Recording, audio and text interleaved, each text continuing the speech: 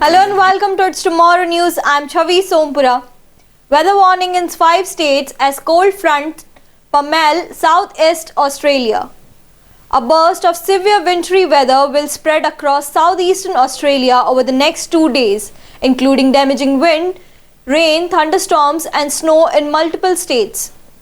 This frigid air mass is being driven towards Australia by a complex low-pressure system that will deliver a burst of cold, wet and windy weather across the country's southeastern states during the first half of this week.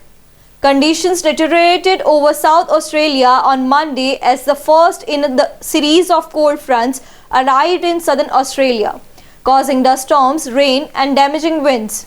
This system delivered around 20 to 30 mm of rain to parts of the Mount Loft Ranges, Kangaroo Island and the York and Eyre Peninsula and the West Coast districts in South Australia, giving a welcome drop to areas that just had one of their driest start to the year on record.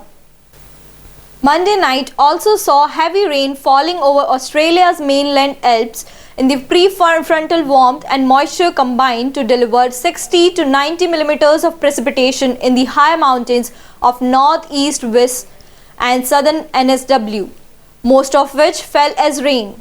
On Tuesday, blustery winds and showers continue to spread across southeastern Australia as the front that arrived over the South Australia on Monday moved further east. A second cold front will also cross South Australia and southeastern Australia on Tuesday and Wednesday, prolong the cold, wet and windy weather. This procession of cold fronts, along with the associated low-pressure system, will cause damaging winds, showers and wintry temperatures across parts of South Australia, TARS, West and the ACT and NSW on Tuesday and Wednesday. Severe weather warnings have been issued for damaging wind gusts in parts of all 5 states or territories.